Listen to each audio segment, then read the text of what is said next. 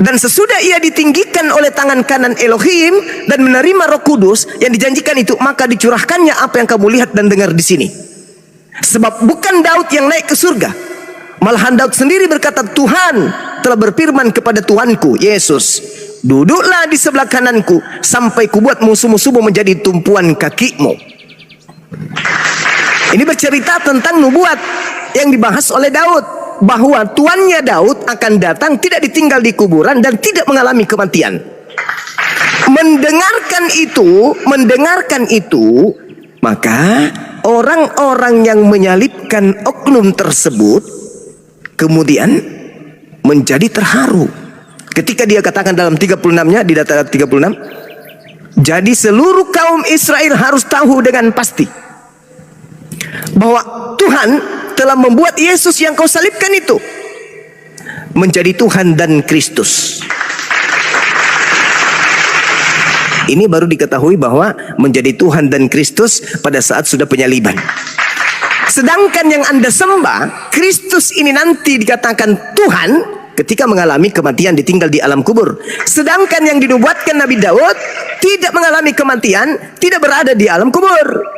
Sedangkan yang ada realnya, faktanya mereka telah mengubur dan mereka telah membunuh orang tersebut. Maka apa kata Petrus? Orang-orang Yahudi harus tahu bahwa yang kau salibkan itu telah dijadikan menjadi Tuhan dan Kristus. Apa reaksi mereka? Ketika mereka mendengarkan hal itu, hati mereka sangat terharu. Lalu mereka bertanya kepada Petrus dan Rasul yang lain, apa yang harus kami perbuat, saudara-saudara? Harusnya kalau yang disalibkan ini adalah anak Maria, lalu kemudian mereka terharu, itu nggak nyambung.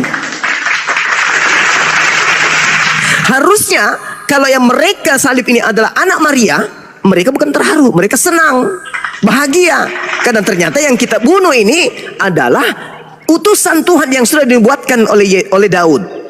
Maka mereka kan terharu, bersuka cita. Tapi ini terharunya karena sedih. Ternyata yang mereka bunuh ini bukanlah apa yang dinubuatkan oleh Nabi Daud. Karena yang dinubuatkan oleh Nabi Daud tidak mengalami kematian dan tidak kemudian ditinggal di alam kubur. Maka apa perintah Petrus? Apa jawab Petrus? Bertobatlah. Bertobatlah. Itu jelas itu.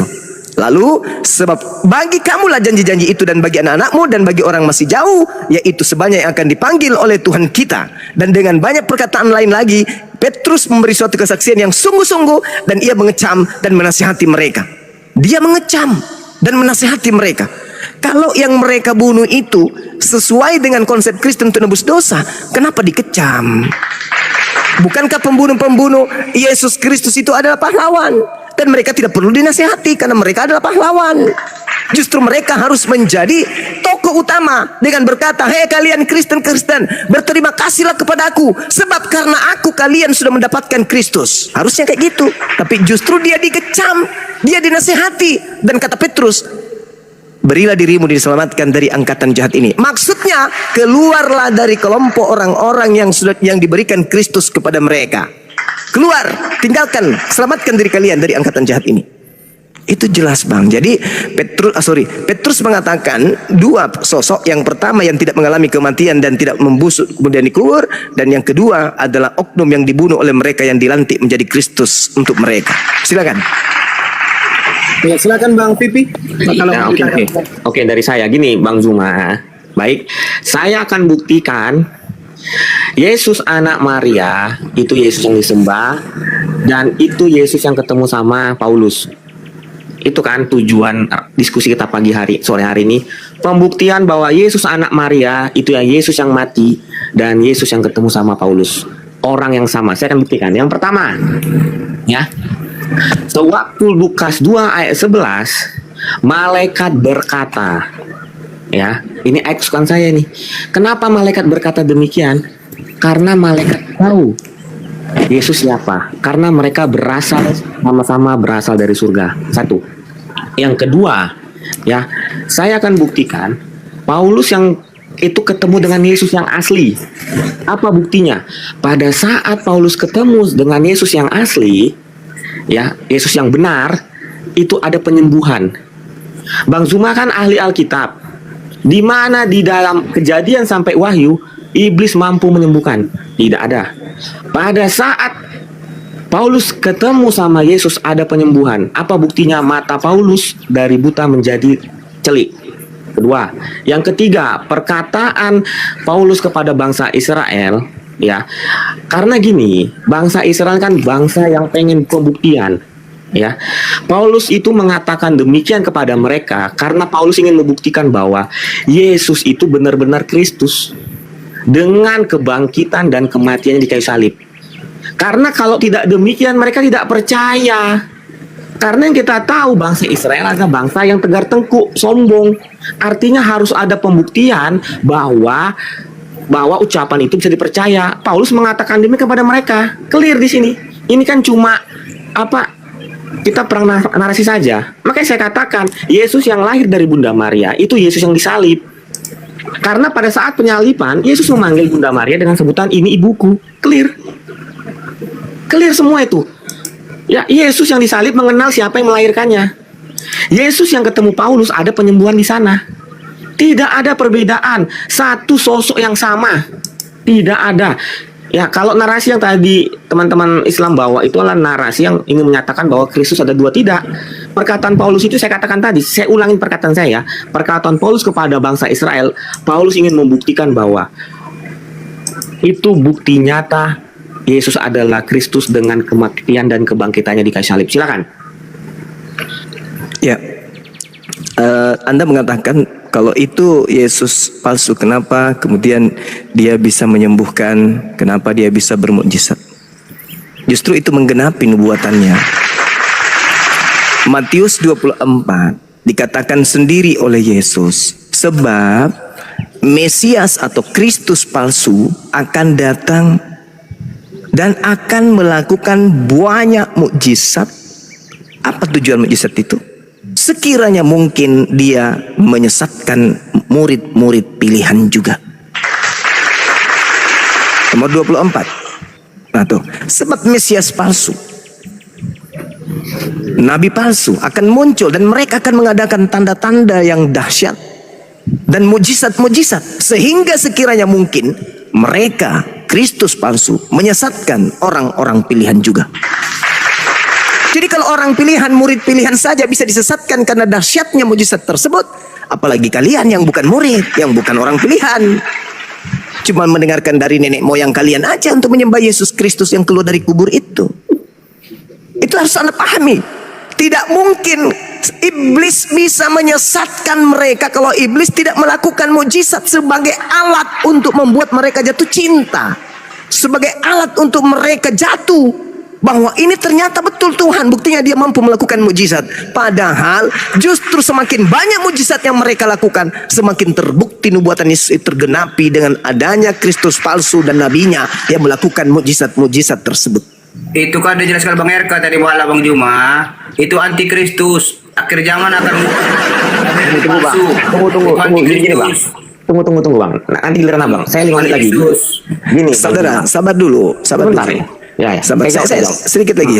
Silakan. Jadi kalian harus dudukkan akal kalian itu dengan baik. Tenangkan akal kalian. Yesus itu berpesan, bukan berpesan kepada orang Roma, bukan berpesan kepada orang Belanda, bukan berpesan kepada orang Indonesia. Yesus berpesan kepada muridnya orang-orang Yahudi agar jangan percaya kepada Kristus palsu. Kalau kalian percaya kepada yang datang Paulus, derita kalian. Kan Yesus hanya menasihatkan muridnya Bani Israel. Kalau kalian percaya ya silakan.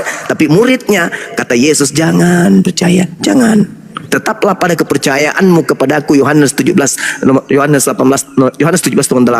Segala firman yang engkau berikan kepada aku telah aku berikan kepada muridku, dan muridku percaya aku adalah utusan. Dan selesai. Jadi kalau Anda kemudian mau percaya yang datang kepada Paulus, yang datang kepada Ananias, yang datang kepada Pulau Patmos, silakan. Toh Yesus hanya bersabda kepada murid-muridnya Bani Israel, bukan kepada Anda. Makanya Yesus mengatakan, jadi pada waktu jika ada orang berkata kepadamu, lihat ada Mesias di sini, jangan kau percaya. Jangan kau percaya, kata Yesus. Kalau kalian yang bukan murid Yesus percaya, ya itu derita kalian, kawan. Ini berbicara skala prioritas Yesus dengan muridnya Bani Israel yang bukan Kristen. Sedangkan Kristen ini justru pengikut Kristus yang diminta untuk diwaspadai. Justru kalian menjadi muridnya, pengikutnya, anak-anaknya. Sampai sini paham? Cuma pahamnya Alkitab dulu. Gue jawab. Bentar bang, nanti abang. Gue jawab, gampang itu. Ya. Jadi Bang Zuma ini lupa di ayat Matius tadi dikatakan Nabi dan Mesias palsu. Artinya apa? Yang bisa dilihat orang lain. Pada saat Tuhan Yesus ketemu sama Paulus, Tuhan Yesus datang dalam bentuk apa? Roh. Buktinya apa? Hanya Paulus yang bisa melihat. Ya fakta kan? Apa perbedaan roh dan manusia? Manusia bisa dilihat lebih dari satu orang. Kalau roh bisa dilihat hanya kepada yang diizinkan. Selesai. Jadi makanya saya katakan tadi Bang Zuma, ya, Yesus anak Maria itu ya Yesus yang disalib. Buktinya apa? Yesus kenal siapa ibunya. Yesus yang ketemu Paulus adalah Yesus yang sama juga. Karena ada penyembuhan di sana. Dan datang dalam bentuk roh. Artinya hanya Paulus yang bisa melihat. Selesai. Tidak ada satupun yang saya katakan tadi, mukjizat iblis yang bisa langsung kepada kita. Tentu iblis butuh perantara. Sewaktu Yesus ketemu sama Paulus, apakah ada perantaranya? Tidak ada. Langsung man to man antara Yesus dan Paulus. Selesai. Itu fakta yang tidak bisa kita pungkiri, yang sesuai dengan tertulis dan bukan asumsi. Makanya saya katakan tadi, waktu Paulus berbicara kepada bangsa Israel, itu ingin membuktikan, hei bangsa Israel, ya, Yesus ini benar-benar Kristus karena dia mati dan bangkit. Selesai. Tidak ada perbedaan sama sekali. Yesus anak Maria, itu yang Yesus yang disalib, itu juga yang ketemu sama Paulus. Silakan. Oke, baik. Bantah katakan saya. Oke. Anda mengatakan yang di Matius 24 itu manusia. Enggak ada di situ dikatakan harus manusia. Yang manusia itu nabinya. Kristus palsu datang kepada nabinya. Nabinya ini menjadi perpanjangan tangan dari Kristus palsu. Jadi Kristus palsu datang kepada orang di mana orang itu dipilihnya sebagai perpanjangan tangan untuk menyesatkan banyak orang. Apa yang terjadi kepada Paulus? Itulah keadaannya. Dia datang dengan berupa cahaya. Yesus menerangkan kepada muridnya, kalau aku datang berupa apa? Berupa manusia atau berupa cahaya? Yesus mengatakan ketika aku datang berupa manusia. Matius 24 nomor 27 nomor 30. Jadi tidak ada yang Anda bisa tanggapi selain daripada Anda justru menguatkan bahwa yang Anda sembah itu adalah sibilisisis. Coba Anda lihat kesaksian beliau. Sedikit lagi, sabar. Coba Anda lihat kesaksian beliau di dalam Kisah Para Rasul 26 nomor 13. Tiba-tiba ya Raja Agripa, pada tengah hari bolong aku melihat di tengah jalan aku ada cahaya yang lebih terang daripada cahaya matahari. Ada cahaya yang lebih terang daripada cahaya matahari. Apa yang lebih terang dari cahaya matahari? Kilat. Tak ada orang yang bisa menatap kilat. Ada cahaya yang lebih terang dari matahari, yaitu kilat.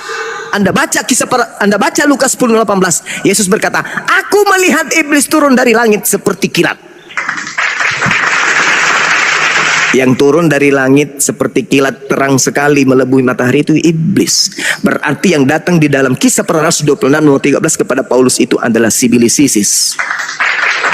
Siapa yang datang kepada Paulus? Kristus palsu yang bukan manusia. Sedangkan Kristus yang asli manusia. Dia terang dunia. Artinya apa terang dunia? Mengajarkan dirinya sebagai jalan kebenaran dan hidup. Bukan berupa terang dalam bentuk cahaya. Yang berbentuk cahaya itu adalah sibilisisis. Yesus dikatakan terang dunia. Apakah Yesus hidup di Yerusalem habis itu bercahaya sampai ke Indonesia? Bukan. Ajarannya yang dimaksud seperti Yesus adalah terang. Karena Bani Israel pada saat itu dalam kegelapan, maka dia datang membawa terang itu. Sama seperti Nabi Muhammad turun membawa nur cahaya berupa Al-Quran. Tetapi yang datang kepada Paulus, sabar.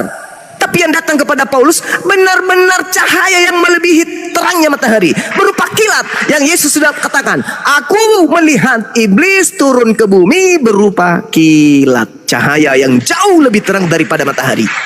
Adakah Yesus pernah datang kemudian dan mengajarkan aku akan datang berupa cahaya? Enggak ada.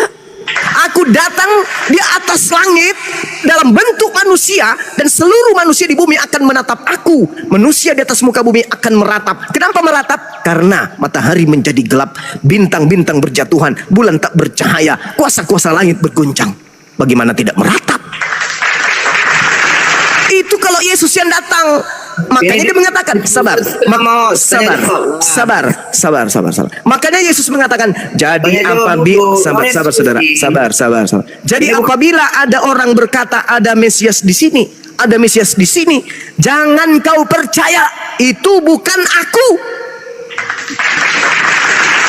Waspadalah, camkanlah, aku telah mengatakan kepadamu bahwa apabila ada orang berkata mengaku bertemu dengan Mesias, jangan kau percaya. Paulus datang mengaku bertemu dengan Mesias. Pertanyaan saya, murid Yesus percaya enggak? Enggak. Makanya orang Yahudi sampai hari ini tidak menjadi Kristen. Yang percaya siapa? Non-Yahudi. Kalianlah itu. Ingat orang Yahudi teriaknya apa di dalam Kisah Para Rasul 24 nomor 5? Paulus ini adalah penyakit sampar yang menyesatkan orang-orang Yahudi di seluruh dunia. Dia adalah tokoh dari Kristen. Ini yang dihindari RK, karena tahu bahwa sebenarnya dalam kehidupan Kristen memang ada Kristus palsu. Yesus sendiri mengakui itu. Kristus palsunya datang di padang gurun, Kristus palsunya datang di dalam bilik rahasia, tempat Paulus di penjara. Makanya Paulus menulis surat 13 itu dari mana suratnya itu? Dari Kristus yang bukan manusia.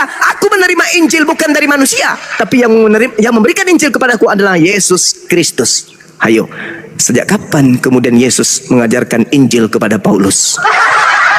Saya tanggapi ya. Silakan. Oke, saya tanggapi. Ada beberapa poin yang saya lihat di sini, yaitu pertama Bang Suma mengatakan jika benar itu adalah Yesus, berarti kami umat Kristen harus berterima kasih kepada tentara Romawi yang telah membunuh Yesus itu, ya kan? Itu poin pertama. Yang kedua yaitu bahwa saudara saya Bang Suma mengatakan bahwa pada saat Paulus melihat cahaya itu berarti Paulus telah berbohong di situ. Karena Yesus dengan dasar-dasar yang tadi sudah disampaikan bahwa Yesus tidak pernah datang, dia harus datang dengan bentuk manusia.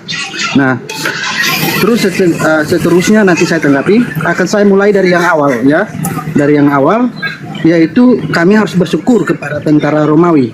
Ya, Bang Suma harus tahu bahwa pada saat terjadi pembunuhan pada saat itu bukanlah keinginan dari Tuhan, itu bukan rancangan daripada Tuhan itu, tapi itu rancangan dari iblis. Apabila Bang Suma mengatakan kami kepada tentara Romawi, maka Bang Suma harus ingat apa yang harus Bang Suma ingat, bahwa Tuhan juga harus bersyukur karena fungsi iblis adalah menggoda manusia. Nah, sedangkan Tuhan ingin manusia mempunyai seorang manusia yang berdosa. Nah, bagaimana manusia bisa jatuh ke dalam dosa apabila tanpa iblis? Itu poinnya saudara. Nanti saudara juga tolong jelaskan kepada saya di hadis Muslim 4936 ya. Nanti tolong jelaskan saya tentang itu. Terus tentang Paulus dituduh sebagai nabi palsu atau rasul palsu ya. Saudara harus tahu ayat yang saudara kutip itu tulisannya siapa? Ya, di Kisah Para Rasul itu tulisannya siapa? Itu saudara harus ketahui itu. Ya, itu poin pertama. Terus yang kedua tentang Yesus itu datang kepada Paulus dengan bentuk cahaya. Nah, sedangkan pada saat itu Bang Suma tidak bisa bedakan saat Yesus masih di dunia dengan saat Yesus sudah terangkat ke surga. Itu dalam situasi yang sudah berbeda. Terima kasih. Ya, baik. Saya sampaikan lagi ya. Yesus anak Maria itu manusia. Kalian menyembah manusia enggak? Enggak dong, kalian harus menyembah Tuhan. Masa menyembah manusia? Berarti kalian menyembah bukan anak Maria. Ingat dalam Ibrani 10 nomor 12. Yesus duduk selama-lamanya di samping kanan Bapa. Berarti dia nggak turun. Setelah naik nggak turun lagi kepada Paulus. Ingat saudara, Paulus mengaku bertemu dengan Yesus ketika dia di padang gurun menuju Damsyik. Paulus menulis suratnya itu tahun 50-an. Sudah ada hampir 20 tahun Yesus duduk di langit. Tiba-tiba saja dia mendengarkan suara dari langit, berupa cahaya turun ke bumi. Yesus sendiri mengatakan, aku melihat iblis turun ke bumi berupa cahaya. Anda baca Galatia 1, nomor 1. Aku menerima Injil bukan dari manusia, tapi dari Yesus. Yesus bukan manusia. Hah? Maria tidak melahirkan manusia rupanya. Yang nete, yang disunat itu bukan manusia. Itu manusia. Bahkan dalam kitabmu sendiri 2 Yohanes 1 nomor 7. Siapakah penyesat itu? Bukankah dia yang pergi ke seluruh dunia?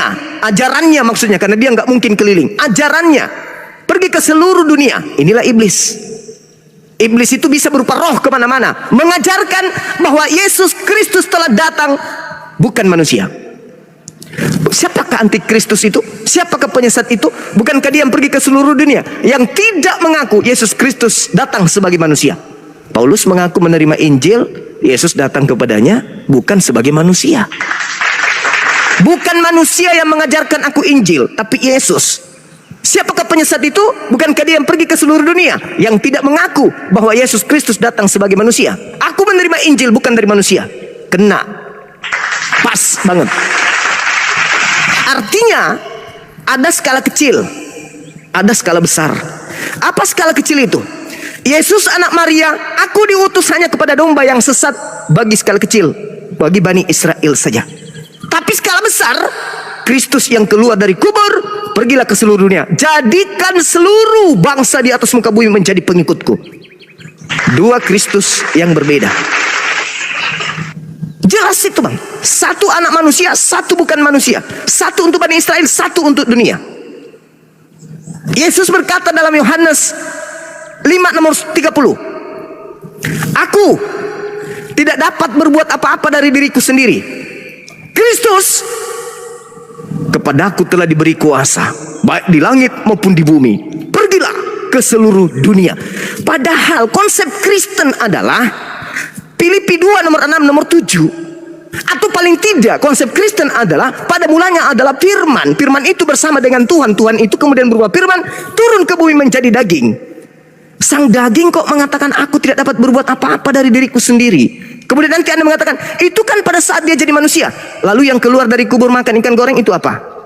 Dalam bentuk manusia dia mengatakan aku diberi kuasa baik di langit maupun di bumi. Loh, katanya dalam manusia tidak ada kuasanya. Tetapi 30 detik terakhir, dengarkan.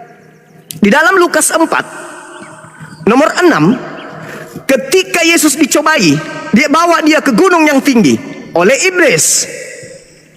Hei Yesus, ya paman, aku akan memberikan segala kuasa dan kemuliaannya, seluruh dunia akan aku berikan kepadamu jika engkau menyembahku, sebab aku berhak memberikan kepada siapapun yang aku kehendaki.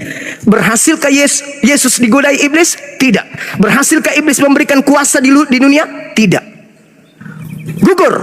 Yesus tidak menerima kuasa tersebut. Nomor 13-nya, apa yang dikatakan? Iblis mundur dari mencoba Yesus dan menunggu waktu yang tepat. Ingat, percobaan iblis kepada Yesus tidak berhasil kepada Yesus. Yesus tetaplah manusia yang tidak bisa berbuat apa-apa dari dirinya sendiri. Kita tutup buku tentang itu. Habis cerita, tutup. Buka cerita baru. Keluar dari kubur. Apa katanya? Kepadaku telah diberi kuasa. Ayo, siapa ini? Siapa yang telah diberi kuasa ini? Dan siapa yang telah memberikan kuasa? Dan siapa yang menjanjikan akan memberikan kuasa kepada siapapun yang dikehendaki? Sibilisis? Menerima kuasa siapa? Kristus palsu. Pergi ke seluruh dunia untuk menjadikan orang semua menjadi pengikutnya siapa? Kristus palsu. Siapa pengikutnya? Kristen. Baktaril. Ini yang ditakutkan oleh RK. Kenapa dia larinya ke tema yang lain? Silakan. Oke, biar saya tanggapi jawab ya. ya. Saya tanggapi atau siapa yang tanggapi? Saya tanggapi dulu ya. Bentar, Bang Rami. Ya. Silakan teman-teman Kristen pilih aja yang mana duluan, silakan. Iya, biar saya tekan dulu ya. Saya melihat dari Bang Juma ini seakan-akan tidak ada yang makna yang kita ambil dari posisi dua sosok ini. Seakan-akan ini udah jadi hambar jadinya kan. Jadi saya bertanya kepada Bang Juma di sini, tentunya setiap dengan apa yang dikehendaki oleh Tuhan Yesus itu, bahwasanya untuk menunjukkan dirinya bahwanya Dia sebagai guru atau sebagai manusia untuk mengajarkan kita dalam perbuatan-perbuatan yang telah ditetapkan oleh Allah itu sendiri. Dan bagaimana caranya menghasilkan buah dengan apa yang membuat kita manusia untuk saling mengasihi satu sama lain. Jangan kita memandang dalam posisi negatif, tetapi kita ambil dari sisi positif. Di antara dua sosok ini tentu kalau memang ada di luar Tuhan Yesus menunjukkan makna dari apa yang telah disampaikan oleh Tuhan Yesus, mungkin bisa kita percayakan. Tetapi karena ini tidak ada makna yang dibuat oleh iblis itu atau sosok yang satu, hanya Tuhan Yesus yang menunjukkan bahwasanya engkaulah menghasilkan buah apa yang telah saya sampaikan. Bukan hanya kita kutip dari kata-katanya itu sendiri, tetapi apa makna dan tujuan dengan perkataan Tuhan Yesus.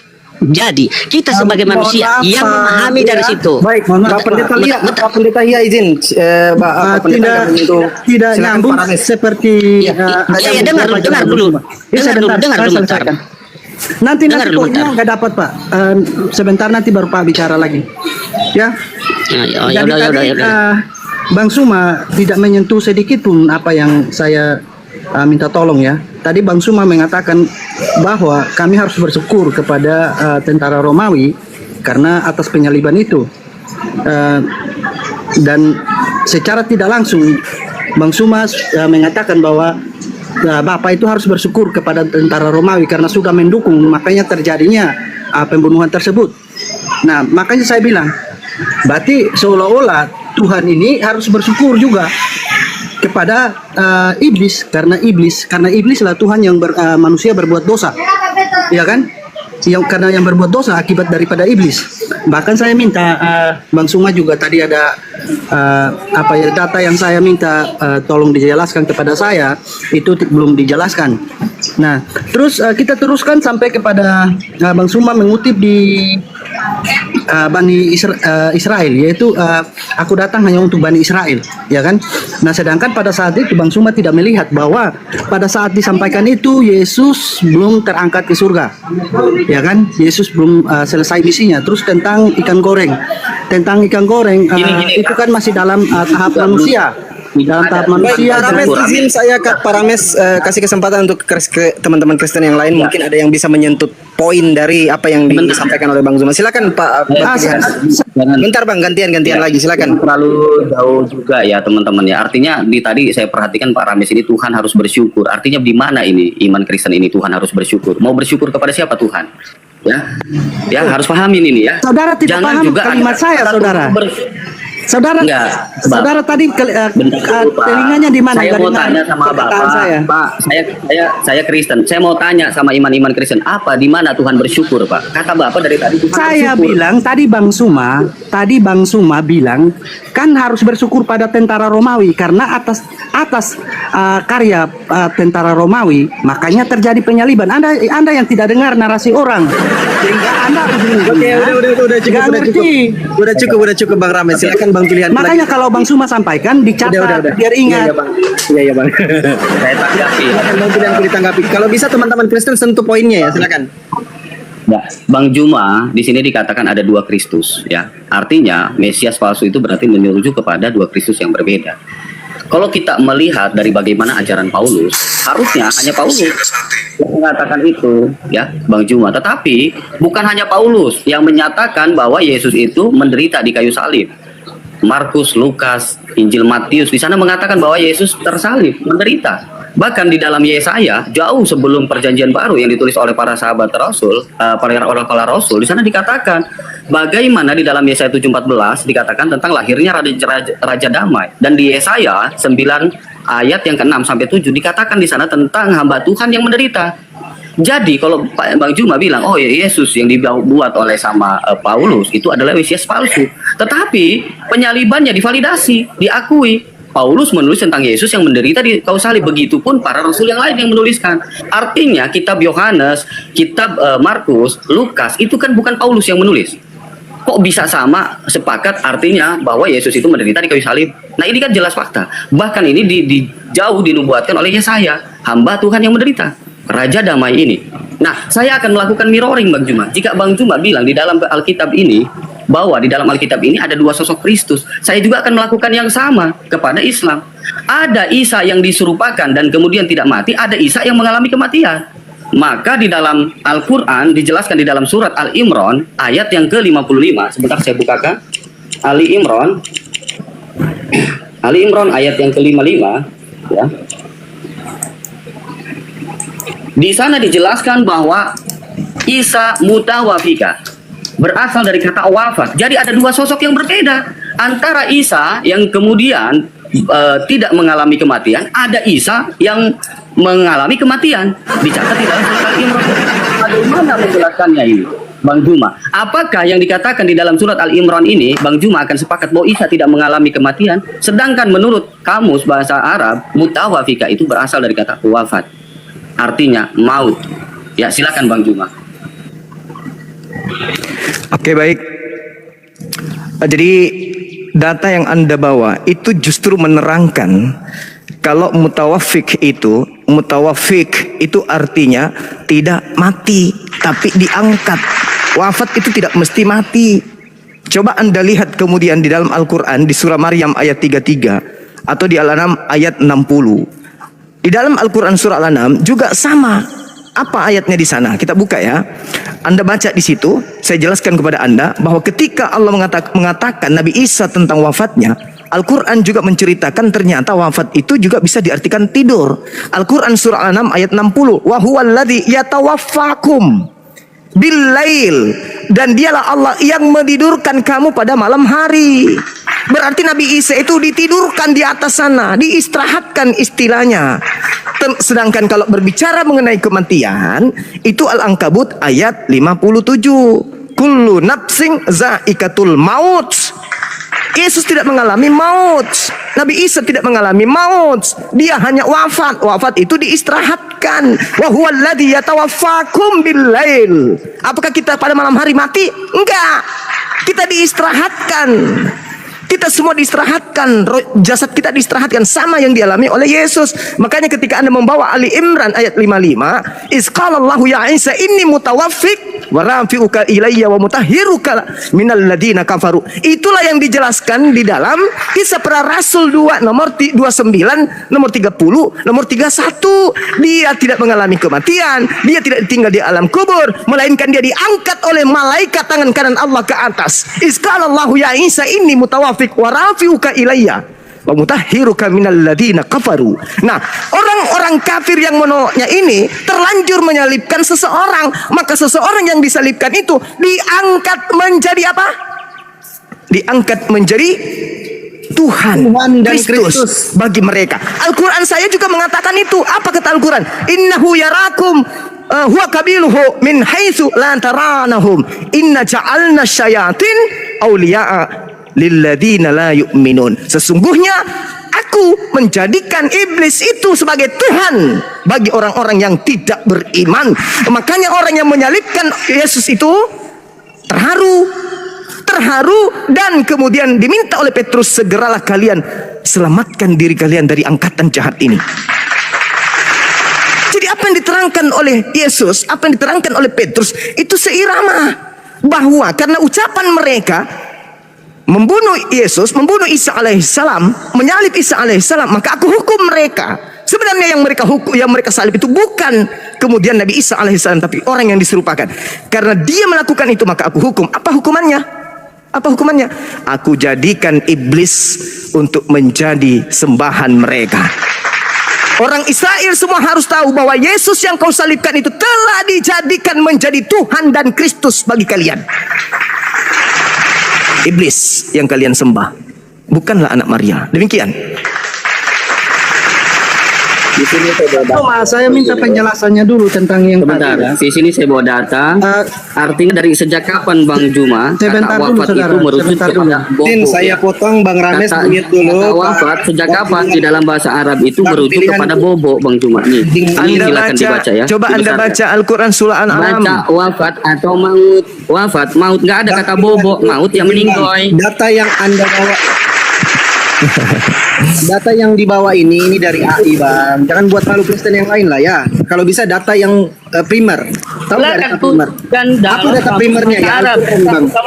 Satu aja tunjukkan dalam kata Al-Quran surah Al-An'am ayat 60. Wa huwal ladzi yatawaffakum bil lail wa ya'lamu ma jarahtum bin nahar. Jelas itu ayatnya. Dan dialah yang menidurkan kamu pada malam hari dan dia mengetahui apa yang kamu kerjakan pada siang hari. Surat apa Bang Juma? Al-An'am ayat 60. Al-An'am ayat yang 6. Lagian Al-Quran surah Maryam ayat 33 itu masa-masa Yesus masih bayi.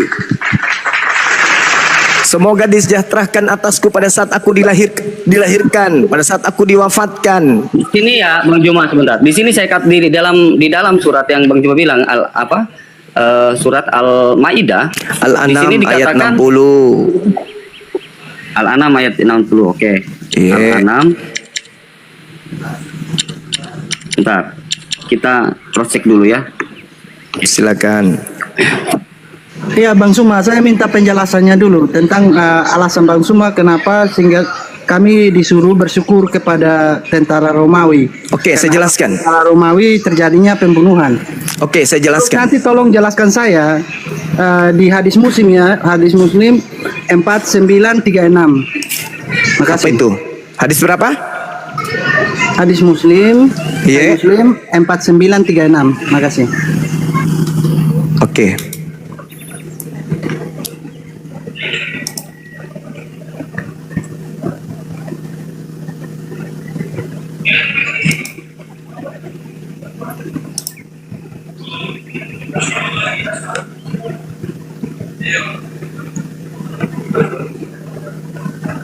Ya, yang hadis Muslim 4936 itu yang demi zat yang jiwaku di tangannya seandainya kalian tidak berbuat dosa sama sekali niscaya Allah akan Ya. memusnahkan kalian. Yang itu. Ya saudara. Oh, Iya. Udah dapat datanya, Gurunda? Iya, sudah. Lanjut. Apa masalahnya? Enggak, karena kalau tentang itu saya minta penjelasan aja. Kalau tentang yang Jangan dicampur adukkan dulu, Bang. mengucap syukur kepada tentara Romawi yang Bang Suma tundukkan kepada saya minta alasannya itu apa? Karena yang Kalau di yang hadis kami itu imani, tidak ada Tuhan hubungannya tidak dengan pernah data kita ini. menciptakan kejahatan. Tema kita hadis itu. Di situ Mungkin Bang hadis. Ahmed saya cut dulu ya karena ini tidak sesuai dengan apa yang kita Ya, sedang bahas. kamu Jangan dalami keluar- aja kata fayaghfiru lahum. Anda pahami aja dulu di situ bagaimana Yesus ketika mengajarkan bertobat. Itu bercerita tentang pengampunan atas dosa-dosa. Nah, sekarang kita masuk pada tema. Kenapa orang Kristen harus berterima kasih kepada iblis? Pertama, iblis merasuki Yudas. Kedua, iblis membisi tentara Romawi. Membisi kemudian imam kepala, mahkamah agama, orang-orang Farisi. Untuk apa? Untuk melakukan kesaksian-kesaksian palsu dan tipu muslihat. Untuk menjerat Yesus agar Yesus itu mati. Yesus yang asli tidak mati, tidak mengalami kematian. Jasadnya tidak ditinggal di kubur. Dan dia punya tubuh tidak binasa. Oke? Yang binasa ini adalah yang dihasilkan dari upaya-upaya iblis untuk menjerat Yesus. Digantikan oknum lain. Itu makanya mereka dikatakan apa? Orang Israel semua harus tahu bahwa apa? Yesus yang kau salibkan itu telah diangkat menjadi Tuhan bagi kalian. Menjadi Kristus. Jadi seluruh kaum Israel harus tahu dengan pasti bahwa Elohim telah membuat Yesus yang kamu salibkan itu menjadi Tuhan. Ingat saudara, saya ulang lagi. Di situ ada Elohim menjadikan yang disalibkan menjadi Tuhan. Sekarang ada berapa Tuhan? Ada dua. Elohim Tuhan yang asli, yang satu Tuhan Tuhanan. Tuhan junjungan bagi orang kafir. Makanya Al-Quran saya mengatakan yang tadi. Inna ja'alna syayatin awliya'a lilladzina la yu'minun. Sesungguhnya aku telah menjadikan iblis sebagai Tuhan bagi orang-orang yang tidak beriman. Jadi yang kalian jadikan Tuhan itu adalah manusia lantikan yang menjadi Kristus setelah dia keluar dari kubur. Makanya Yesus mengatakan dia akan menyesatkan banyak orang. Kalau Yesus pembohong, berarti tidak ada banyak orang yang sesat mengaku pengikut Kristus. Faktanya di dunia ini 2 miliar lebih orang. Angka 2 miliar itu bukan angka sedikit. 2 miliar orang disesatkan dengan mengikuti Kristus palsu sesuai dengan nubuatan Yesus. Kalau Kristen hari ini bukan penggenapan dari nubuat Yesus yang ada diterangkan dalam Matius 24 nomor 4 nomor 5, mana pengikut Kristus yang banyak itu? Mana pengikut Kristus palsu yang banyak itu? Ada? Tidak ada. Satu-satunya kandidat di atas muka bumi ini yang menggenapi Matius 24 nomor 4 nomor 5 hanya Aliteng. Jadi kalian adalah pengikut Kristus yang sudah dibuatkan Yesus sebagai palsu. Sedangkan Bani Israel, murid-muridnya yang asli, mereka adalah orang-orang Nasrani. Begitu kemudian mereka mengikuti ajaran Nabi Isa alaihissalam, keturunannya berjumpa Nabi Muhammad, mereka segera mengikuti apa? La ilaha illallah Muhammadar Rasulullah. Seperti Siti Khadijah, Bukhairah dan seterusnya. Mereka menjadi pengikut Rasulullah. Sedangkan kalian ini pengikut siapa? Paulus dari barat. Galatia 1 nomor 15 nomor 16, aku diutus kepada orang-orang non-Yahudi. Galatia 2 nomor 8, aku diutus untuk mereka yang tidak bersunat. Petrus diutus untuk orang bersunat. Yesus diutus untuk orang bersunat. Paulus mengaku diutus. Siapa yang mengutus Paulus? Siapa yang mengutus Paulus? Siapa yang mengutus Paulus? Dialah yang dia temui di dalam padang gurun dan di dalam penjara. Kristus palsu. Apakah relevan antara ajaran Kristus anak Maria dengan ajaran Paulus? Tidak relevan sama sekali. Semua bertentangan. Yesus mengajarkan hidup kekal itu adalah mereka mengenal Engkau satu-satunya Tuhan yang benar dan mengenal Yesus sebagai apa? Sebagai utusan. Tetapi Paulus mengajarkan apa? Yesus adalah Tuhan yang datang dalam rupa manusia, kemudian mati menebus dosa orang-orang Kristen, bangkit kemudian menjadi Tuhannya orang Kristen. Itu ajaran Paulus. Sama enggak dengan ajaran Kristus yang asli Bani Israel? Tidak sama. Ajaran Yesus yang asli tidak Natalan. Ajaran Yesus yang asli tidak makan babi. Ajaran Yesus yang asli tidak ibadah minggu. Ajaran Yesus yang asli bersunat. Ajaran Yesus yang asli ibadahnya sabat. Ajaran Yesus yang asli menyembah Tuhannya Abraham, Ishak dan Yakub. Ajaran Yesus yang asli kitabnya adalah Tanak. Sedangkan Kristen hari ini, semua yang diajarkan Yesus itu tidak mereka lakukan. Bahkan yang mereka lakukan adalah tradisi Romawi, tradisi Yunani, menghantarkan mereka sebagai penganut agama pagan yang membungkus diri mereka dengan ajaran Yesus dengan mengambil terjemahan-terjemahan kitabnya orang Yahudi. Begitu masuk ke Indonesia, si pagan membungkus diri mereka dengan ajaran Islam dan mereka nampak ke Islam-Islaman. Dipanggillah Tuhannya dengan sebutan Allah, disebutlah kitabnya dengan sebutan Alkitab. Penampilan mereka ke Islam-Islaman. Ini fakta real bagaimana iblis masuk ke ranah sampai kepada ranah anak cucu Adam dengan menampilkan hal-hal yang baik tapi semu palsu. Carikan saya Kristus palsu yang memiliki banyak pengikut. Carikan saya, temukan itu. Kalau bukan Kristen hari ini, tolong tunjukkan kepada saya Kristus yang punya banyak pengikut. Mana pengikutnya, apa nama kelompoknya, apa nama ibadahnya, siapa nama Tuhannya, dan apa yang mereka lakukan. Tunjukkan kepada saya, sekali aja.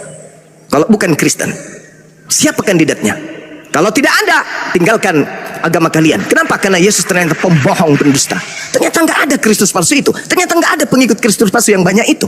Karena tidak ada faktanya. Kecuali Anda ingin menerima dengan legowo bahwa apa yang disampaikan oleh Bang Suma itu adalah benar.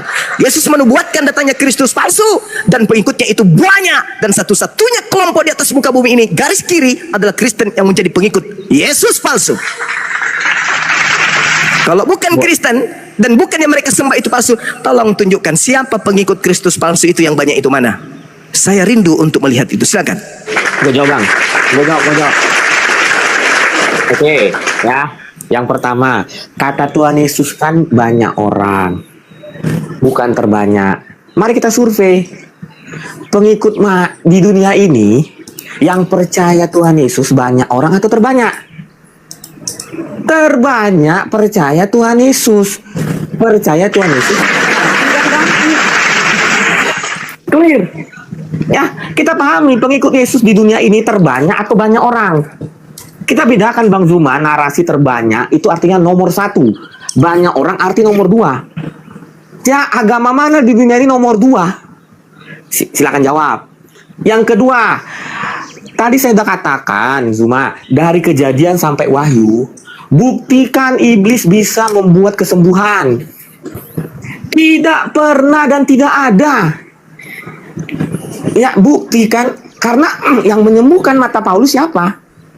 Yesus. Makanya saya percaya. Ya, fakta. Buktikan.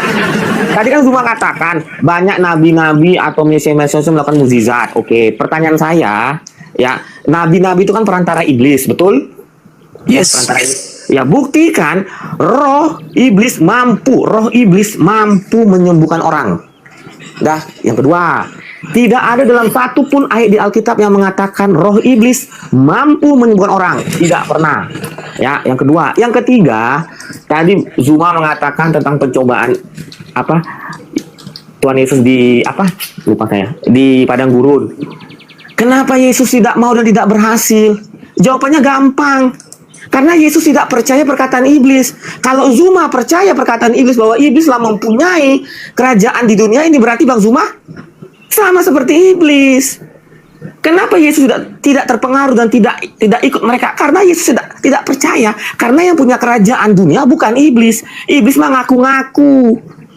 Makanya pencobaan itu gagal. Gue bantah semua. Yang keempat, gantiin Bang Zuma, Bang panjang. Gue baru 1 menit. Kan gue kan tugasnya membantah. Oke, udah 3 saya bantah. Yang keempat, kalau tadi perkataan Yesus tentang nabi-nabi palsu, kita pahami. Ya, apa perkataan Yesus? Orang yang pengikut Yesus sejati adalah orang yang mau menderita atas namanya. Pertanyaan saya, Zuma, Paulus menderita nggak atas nama Tuhan Yesus? Menderita. Apa buktinya? Dia itu dari pejabat menjadi orang-orang yang dicari sama kerajaan. Orang gila mana Zuma mau merelakan jabatannya untuk menghilangkan jabatannya untuk sesuatu yang tidak dia percaya? Paulus itu posisinya tinggi bos, tapi dia tinggalkan semua hanya untuk mengikut Tuhan Yesus. Makanya yang membedakan nabi palsu adalah satu, sesuai perkataan Tuhan Yesus, orang yang mau menderita atas namanya. Silakan jawab, apakah Paulus menderita atas nama Tuhan Yesus? Menderita. Makanya yang saya katakan tadi, Yesus yang dilahirkan Maria, itu adalah Yesus yang mati di kayu salib, dan Yesus pula yang ketemu sama Paulus. Itu sosok yang sama. Silakan. Oke, baik. Tugas Anda adalah membantah, tugas saya menyadarkan Anda. Anda bantah aja semua itu data dalam Bible. Saya tugasnya menyelaraskan kemudian kemanusiaan Anda dengan data-data tersebut. Yesus sendiri mengatakan, pada hari terakhir nanti banyak orang berseru kepadaku, bukankah kami telah mengusir setan? Bukankah kami telah bermukjizat? Yesus katakan apa? Enyahlah daripadaku, kalian semua adalah pembuat kejahatan. Jadi kalau Anda punya akal sehat, orang yang diusir dengan tuduhan pembuat kejahatan, itulah orang-orang yang melakukan mukjizat. Anda ingin cari mana dalam kitab Kejadian sampai kitab Wahyu ada setan bisa bermujizat menyembuhkan orang? Yesus menjawabnya. Kata Yesus, pada hari terakhir nanti banyak orang berseru kepadaku, Tuhan, Tuhan, Tuhan, bukankah kami mengusir setan dengan memakai namamu? Bukankah kami bermujizat memakai namamu? Apa kata Yesus? Kau semua pembuat kejahatan. Jadi kalau Anda bertanya kepada saya, mana orang jahat itu yang bisa mengusir setan? Mana orang jahat itu yang bisa bermujizat? Tuh, telan Matius yang menjelaskan itu. Sabar. Enggak, biar banyak. Pertanyaan saya, siapa yang menyembuhkan mata Paulus? Itu Anda baca. Yang tadi yang saya terangkan. Sabar, Anda terangkan tadi. Yang saya terangkan tadi apa? Orang yang bernubuat Kristus palsu. Saudara, ini waktu saya. Ini waktu saya. Ini waktu saya. Kristus palsu melakukan banyak mujizat. Apa sih artinya menyembuhkan mata itu? Sini ke rumah saya. Kalau Anda sakit mata, tinggal aku ludahin sembuh. Yesus mengatakan Kristus palsu banyak melakukan mukjizat. Jadi kalau cuma mata doang mau dikasih melek, ingat iblis kata apa iblis ketika Yesus dicobai? Hei Yesus, ya paman, aku membawamu ke gunung yang paling tertinggi. Jadi kalau Anda bertanya, mana mujizat iblis bisa kemudian menyembuhkan? Jangan menyembuhkan, Tuhan lu aja ditenteng kayak kacang dibungkus dibawa ke tenteng yang paling tinggi. Paham itu? Iblis menyatakan apa kepada Tuhan lu? Bukan Tuhan lu sih, itu karena itu adalah Nabi Yesus yang dibawa. Yesus, kalau kamu menyembahku, segala kuasa di atas muka bumi ini aku serahkan kepadamu, sebab aku berkuasa memberikan ini semua kepada siapapun yang aku kehendaki. Dia berikan kepada Paulus dong. Karena kepada Yesus menolak. Diberikan kepada Yudas dong. Karena Yesus menolak. Yang keluar dari kubur itulah yang menerima itu, dan Yesus tidak menerima berarti bukan Yesus yang keluar dari kubur. Ingat yang diceritakan oleh nubuat Daud, yang diceritakan oleh khotbah Petrus. Petrus tidak berkata dari dirinya sendiri. Petrus berbicara tentang nubuat Nabi Daud. Nabi Daud menubuatkan tuannya tidak mengalami kematian, tidak disentuh oleh kebinasaan, dan dia tidak ditinggal di kubur. Itu siapa, Rek? Diangkat oleh tangan kanan Elohim naik ke langit. Itu siapa, Rek? Berbeda dengan yang dibunuh. Maka yang dibunuh ini pada hari ini juga orang Israel harus tahu bahwa Yesus yang kau bunuh telah dijadikan menjadi Tuhan. Ada berapa Tuhan? Ada Tuhan baru. Ada Tuhan baru yang dilantik kemudian oleh Elohim karena saking marahnya Elohim. Apa kata Elohim? Jangan kau membunuh orang yang benar. Jangan kau membunuh orang yang bersalah. Sebab aku Tuhan tidak akan pernah membenarkan orang yang salah. Tetapi mereka kemudian berupaya sekuat tenaga untuk membunuh orang benar ini. Maka Tuhan menjadikan pengganti itu sebagai Tuhannya, sebagai hukuman. Dalam Al-Quran, wa qaulihim, aku hukum juga mereka karena ucapannya nabiku dibunuhnya, disalibnya, padahal bukan. Itu yang terjadi. Orang-orang Israel harus tahu bahwa Yesus yang kau bunuh, yang kau salibkan, telah dijadikan menjadi Tuhan dan Kristus untuk kalian. Al-Quran saya mengatakan aku menjadikan iblis sebagai Tuhan mereka. Ya itulah yang terjadi. Kalau Anda mengatakan Paulus begini bla bla bla, semua justru menggenapi apa yang dikatakan oleh Yesus. Nah sekarang pada pernyataan Anda yang awal, yang terbanyak saya katakan di atas muka bumi ini, orang-orang yang menjadi pengikut Yesus Kristus yang banyak itu mana? Karena ada pengikut Yesus asli, ada pengikut Yesus palsu. Kalau kalian pengikut Yesus asli, lalu pengikut Yesus palsu yang banyak itu mana? Mana? Tunjukkan mana? Kita mau kemana? Ke planet Mars cari? Nggak ada di planet Mars. Yang ada cuma satu kandidat, Ali Teng doang. Pengikut Kristus palsu itu kalian, pengikut Kristus palsu itu asli itu Bani Israel yang tidak makan babi, yang menjalankan sabat, yang bersunat, yang sujud dalam ibadah. Kitab mereka adalah kitab Tanakh. Mereka anak-anak Yakub. Sedangkan kalian ini siapa? Kalian ini adalah pengikut Kristus yang dinubuatkan Yesus itu. Kenapa? Kalian makan babi, kalian tidak bersunat, kalian ibadah minggu, kalian Natalan, bla bla bla bla bla bla bla bla bla dan seterusnya. Itu fakta saudara, itu real. Lembutkan hatimu menerima kenyataan itu. Kalau Anda menolak, boleh. Sah saja Anda mempertahankan itu. Tapi sampai kapan Anda ingin menipu diri Anda sendiri? Kalau bukan ente pada yang dinubuatkan, banyak orang, lalu siapa? Itu PR Kristen sedunia. Kalau bukan Kristen yang ada di Indonesia ini, pengikut Kristus palsu yang banyak itu, tunjukkan mana pengikut Kristus yang palsu yang banyak itu. Ada. Sedangkan sabar. 10 detik terakhir. Sedangkan Yesus mengatakan pada hari terakhir nanti aku akan mengusir mereka dan berkata, enyahlah daripadaku, aku tidak mengenal kalian, kalian semua adalah pembuat kejahatan. Itu siapa? Pada hari terakhir berarti hari ini sudah berbunca-bunca itu, sudah berlaksa-laksa tuh pengikutnya, keturunan mereka sampai akhir kiamat nanti tuh yang bertemu dengan Yesus pada saat kedatangan kedua kalinya. Mana mereka itu? Mana? Kalau bukan Kristen lalu siapa? Demikian. Oke, terima kasih. Kita bahas tadi ya tentang kita fokus tadi. Di sini dikatakan di dalam surat Al-An'am ayat yang ke-60, di sana ada kata huwallazi yatawaffakun. Artinya tidur, ya. Tetapi di dalam surat Ali Imran ayat yang ke-55 di sana dikatakan mengambil. Kata mutawafika mengambil, kata yatawaffakum menidurkan. Nah, jadi yang mana menidurkan atau mengambil yang benar? Itu yang pertama. Yang kedua, Bang Juma menanyakan tentang Mesias palsu, ajarannya. Kami mengikuti ajaran Mesias yang asli, yang tidak pernah mengajarkan tentang contoh.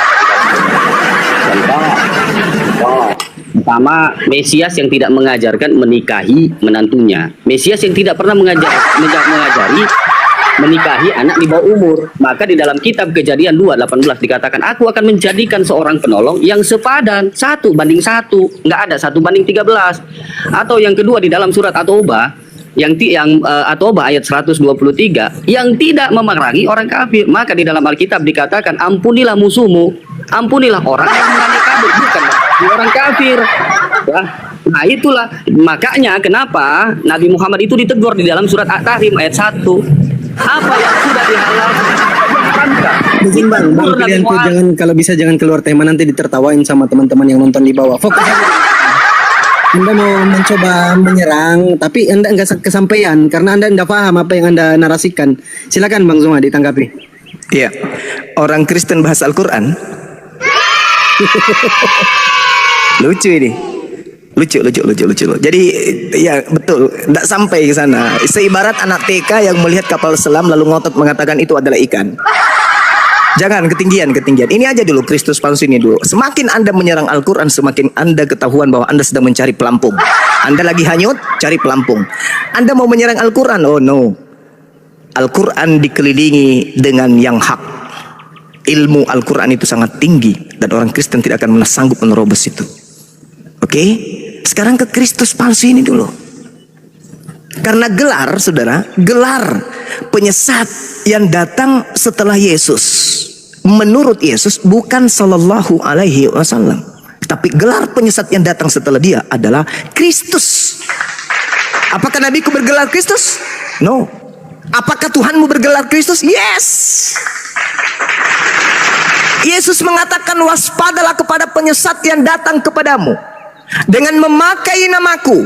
Siapa namaku? Yesus. Dan berkata, akulah Kristus. Berarti penyesat itu mengaku Yesus gelar Kristus. Kalau baca lengkap, Yesus Kristus. Jadi gelar penyesat yang datang setelah Yesus bukan Nabi Muhammad, bukan sallallahu alaihi wasallam, tapi Kristus. Maka pengikut penyesat itu bernama Kristen, karena Kristen adalah pengikut Kristus. Berarti siapa?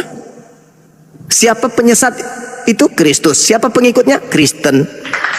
Kita urut. Apa kata Yesus dalam Matius 24? Kita urut baik-baik. Kata Yesus di dalam Matius 24, di data kemudian nomor 15-nya, kata Yesus begini, apabila engkau melihat sang pembinasa keji duduk di mana? Duduk di atas tahta yang kudus, seperti yang dinubuatkan Nabi Daniel. Apa kata Nabi Daniel? Penyesat itu akan memutarbalikkan hukum Tuhan. Apakah itu terjadi? Terjadi. Paulus memutarbalikkan semua firman Tuhan yang datang kepada Bani Israel melalui Yesus. Jadi apabila kamu melihat pembinasa keji berdiri di depan kudus, kamu di situ siapa? Bani Israel. Yang hidup di mana? Hidup di Israel. Dengan siapa? Dengan Yesus. Kok jadinya ke abad Nabi Muhammad? Apabila kamu melihat pembinasa keji berdiri di atas tempat yang kudus. Apa tempat kudus itu? Gelar yang suci. Apa gelar suci itu? Rasul. Itu. Siapa yang dilihat kemudian duduk di tempat suci ini? Oleh murid-murid Yesus angkatan pertama, abad pertama. Nabi Muhammad atau Paulus? Paulus. Dia akan duduk di situ, wah, seakan-akan orang suci dia. Seakan-akan dia adalah orang-orang utusan Tuhan, utusan Sang Maha Tinggi. Padahal Yesus mengatakan dia adalah pembinasa keji. Kok lari mas? Berarti ada pembinasa keji yang bertopengkan gelar suci. Siapa itu? Pembinasa keji. Mengajak orang-orang menyembah kepada makhluk, mengajak orang-orang mengutuk kepada Nabi Tuhan, mengajak orang-orang menghilangkan hukum Tuhan lalu dia bikin hukum sendiri, mengajak orang-orang untuk percaya bahwa hukum Tuhan itu adalah sampah. Dilarang makan babi, dilarang supaya jangan mengotori hari Sabat, mengganti dengan hari Minggu. Jangan kau menambahi, jangan kau mengurangi, bikin buku sendiri 13 buku. Jangan kau racuni, jangan kau ganggu, kuduskanlah hari Sabatku, diganti pula hari Sabat itu jadi Minggu. Tapi ngaku-ngaku pengikut Yesus. Yesus sendiri mengatakan, aku mengenal muridku, muridku mengenal aku, mereka mendengarkan suaraku dan mengikuti aku. Aku ke sinagoge, aku ke mikdaks, aku sujud di hadapan Elohim. Mereka malah sujud kepada patung Yesus. Aku ke sinagoge, mereka ke gereja. Aku menguruskan hari Sabat, mereka hari Minggu. Aku sujud dalam beribadah, mereka salto belakang. Aku tidak makan babi, mereka pesta dengan babi. Aku tidak minum khamar, mereka lahir dari kecil minum khamar. Ini yang dikatakan oleh Yesus, aku mengenal pengikutku. Waspadalah kepada mereka yang ngaku-ngaku pengikutku, mengaku domba, tetapi mereka adalah serigala buas. Berarti ada non-Yahudi yang ngaku-ngaku murid Yesus, tapi bukan murid Yesus. Siapakah itu? Islamkah, Hindukah, Buddhakah, atau Aliteng? Aliteng paman. Nah, kalian bukan orang Yahudi. Kalian bukan dari keturunan Yakub. Kalian membawa kitabnya mereka. Seakan-akan kalian itu pengikutnya. Kalian mengambil terjemahan kitabnya orang. Kalian tempelkan di atas kitab kalian. Supaya dianggap kalian itu adalah domba juga. Padahal Tuhan sudah menggariskan. Aku memberikan hukumku kepada Yakub dan anak-anak Israel. Dan aku tidak berikan kepada bangsa yang lain. Kok ada di kalian?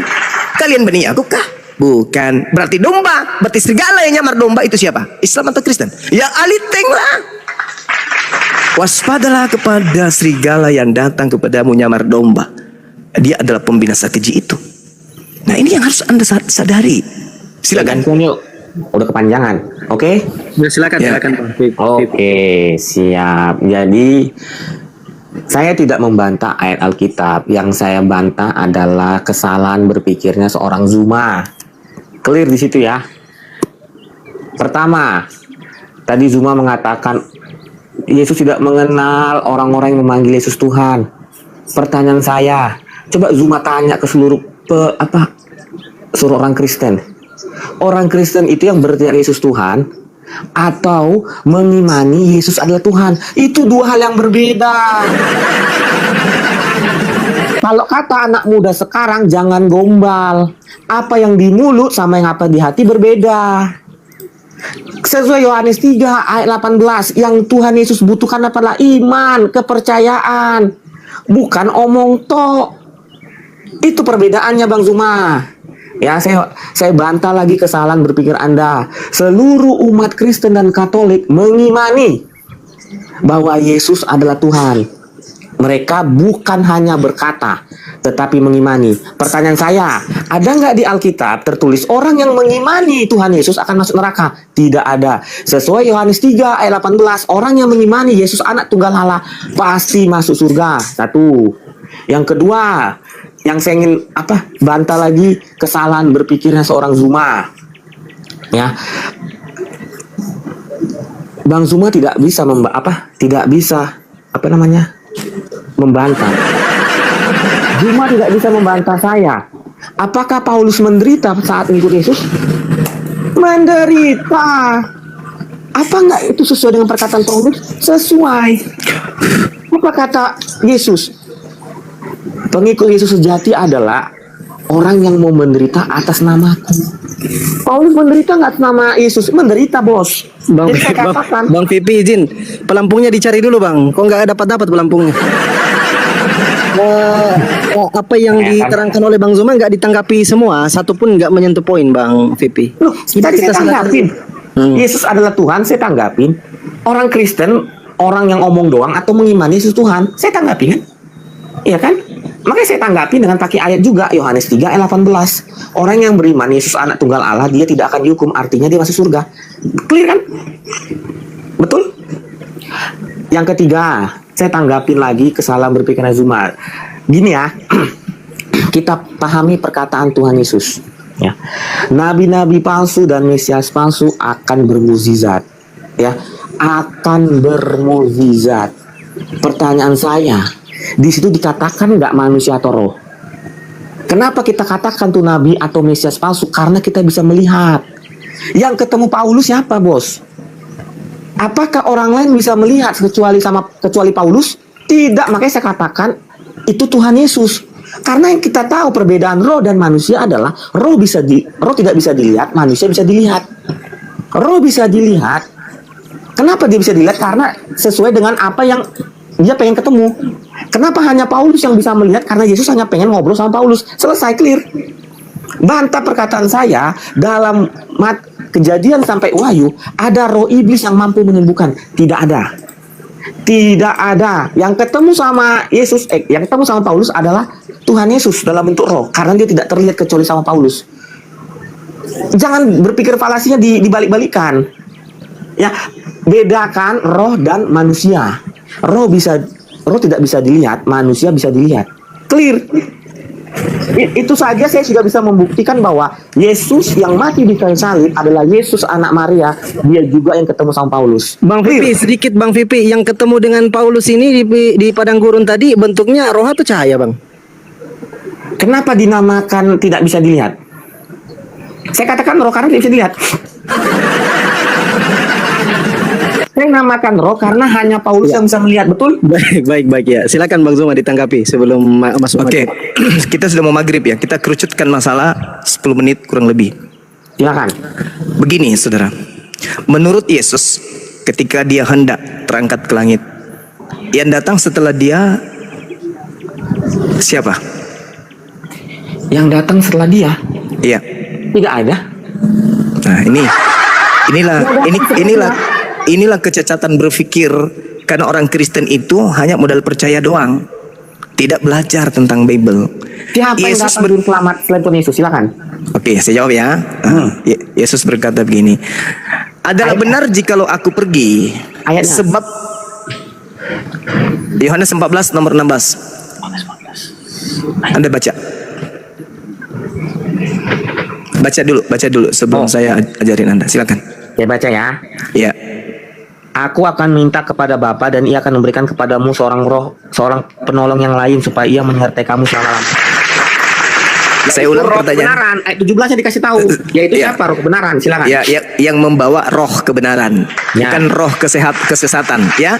Betul, roh kebenaran. Silakan. Ya, roh kebenaran. Jadi seorang kan? Roh. Seorang itu bukan manusia.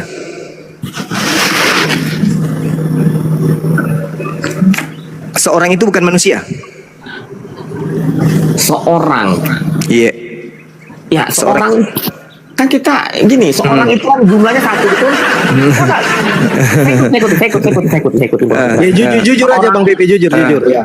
Lah, gue jujur, kita Iya. adu mekanik. Seorang itu berpikir manusia logika. atau bukan? Seorang itu manusia atau tidak? Seorang itu dalam bentuk satu. Silakan. Nah, oke. Berarti satu orang kan? Seorang manusia kan? Dia yang datang setelah aku adalah seorang manusia. Naik Yesus ke langit. Yang datang kepada Paulus seorang atau apa?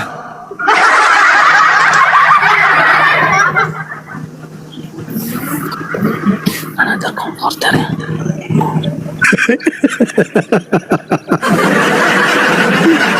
Oh, oke. Nggak apa-apa. Ini kan cuma terjemahan. Oh, no. Karena saya baca King James itu comforter. Saya lihat apa yang lain itu kan artinya kan itu cara orang memandang ayat itu. Silakan. Seorang ini manusia atau bukan? Itu dulu. Bukan. Hah? Bukan. Bukan seorang. Bukan manusia. Ya, bukan. Yohanes 14 ayat 16 kan. Anda katakan apakah dia manusia atau tidak kan? Saya bilang tidak. Iya. Silakan. Jadi itu bukan seorang. Alasan Anda mengatakan itu bukan seorang apa? Dalam bahasa Inggris comforter. Yesus pakai bahasa Inggris rupanya. Ya, aku serius nanya. Jangan ketawa. Ya, silakan. Ya, seorang itu manusia atau bukan? Itu dulu. Di situ bisa diartikan juga kepadamu penghibur yang lain. Silakan. Ya, penghibur yang lain ini seorang atau bukan? Roh. Iya, roh. Roh. Seorang itu bukan roh rupanya. Kalau gue ulangin ya, kalau kita membaca Yohanes 14 ayat 16, ya saya buka dalam KJV King James itu comfort. Iya, saya ngerti. Seorang, kalau dikatakan dengarkan saudara, kalau dikatakan seorang bukan berarti semayat atau satu mayat. Seorang itu artinya orang yang punya roh. Saya kasih bukti ya, saya kasih bukti. Bilangan 11 nomor 21. Coba dibuka Dinda Fandi, kita kasih bukti. Siap, bilangan 11 nomor 25. pakai sabda aja atau paralel. Terserah. Supaya teman kita ini bisa melihat dengan jelas. Bilangan Apa itu seorang? bilangan Roh kebenaran itu apa? 11:25. 11:25.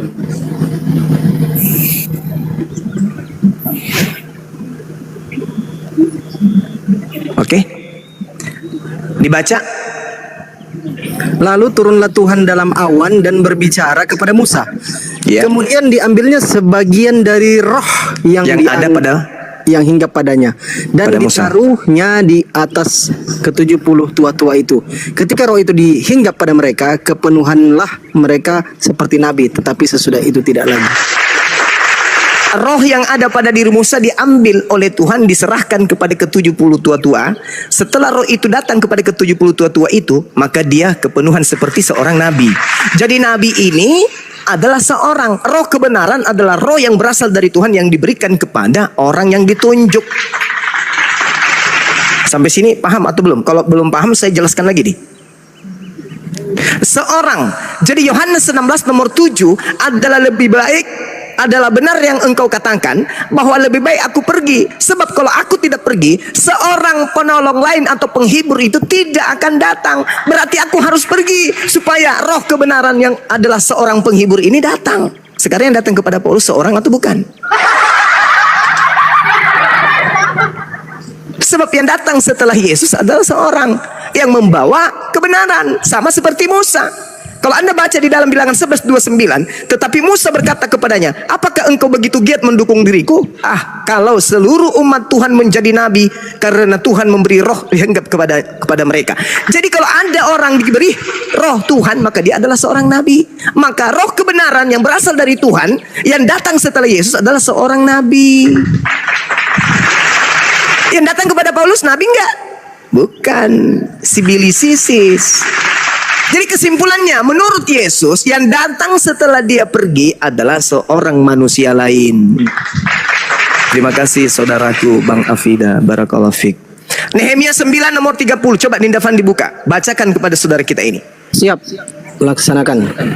Bentar aja, habis itu kita ini. Siap. Iya. Nehemia 9:30.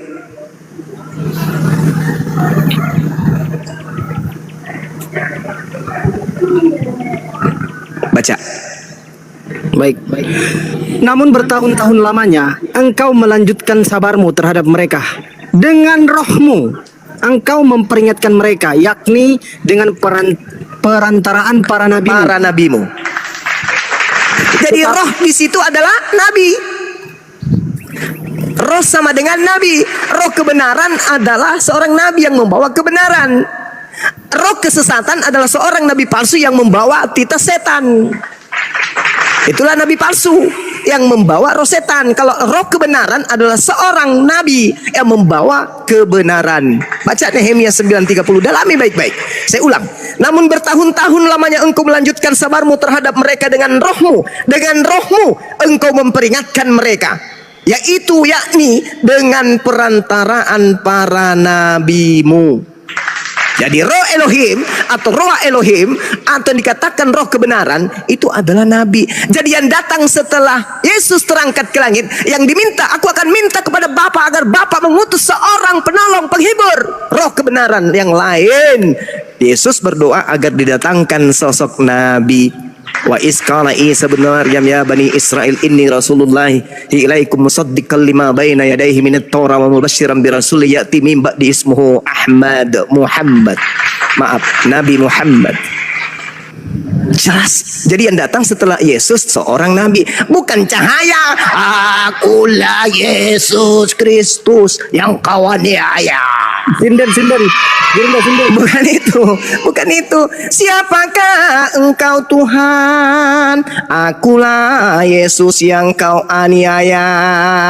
Bukan itu yang datang. Yang datang seorang nabi. Masih banyak yang ingin aku ajarkan kepadamu, tapi engkau belum sanggup untuk menanggungnya. Tetapi ketika ia datang, yaitu seorang penghibur, seorang nabi yang membawa kebenaran, dialah yang akan mengajarkan kepadamu segala sesuatu tentang keadilan, kebenaran, dan pengisapan dunia akan dosa. Siapa dia? Dia adalah seorang nabi yang sama seperti Nabi Musa alaihi salam. Kisah Para Rasul 3 nomor 22-23. Bukankah di dalam kitab Tauratmu dikatakan bahwa Tuhan akan mengutus seorang nabi yang sama seperti Musa, dan akan terjadi titik 2, siapapun yang tidak mendengarkan nabi tersebut akan dibasmi dari umat kita. Siapa nabi itu? Yang tukang membasmi orang-orang kafir jahiliyah, yang datang sama seperti Musa memerangi semua hukum-hukum yang ada di depannya, membakar semua hukum jahiliyah yang ada di depannya. Itu siapa? Paulus. Nggak mungkin. Justru Paulus itu yang menghanguskan hukum-hukum Tuhan yang dihanguskan. Kalau yang datang ini menghanguskan hukum-hukum Paulus. Paulus datang menghapuskan dan menghanguskan hukum-hukum Tuhan. Taurat dibatalkan, Sabat dibatalkan, tauhid dibatalkan, haramnya babi dibatalkan, semua dibatalkan. Maka yang datang membawa kemudian misi sama seperti Nabi Musa, akan membasmi orang-orang yang mengikuti ajaran jahiliyah. Itu dalil, Bung. Itu kitabmu. Baca Kisah Para Rasul 3 nomor 2 nomor 3. Siapa yang duduk di situ? Yesus. Nggak mungkin. Justru Yesus yang dikatanya yang dibasmi di atas tiang salib. Lalu Paulus, justru Paulus yang membasmi ajaran Tuhan. Sedangkan yang datang ini adalah yang membawa hukum Tuhan, di mana hukum Tuhan digunakan untuk menghanguskan semua hukum-hukum jahiliyah.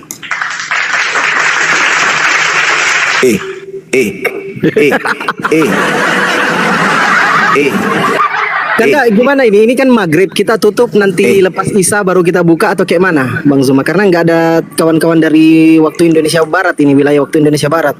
Ustadz Arkang Dito, Bang Ardi nggak ada.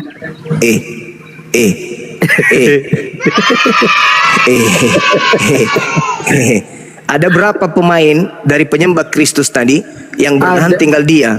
Kupikir dia kuat, ternyata kuda-kudanya lemah juga. Oh iya, Bang Ardi. Sekian yang kamu menurut kamu tuh ada roh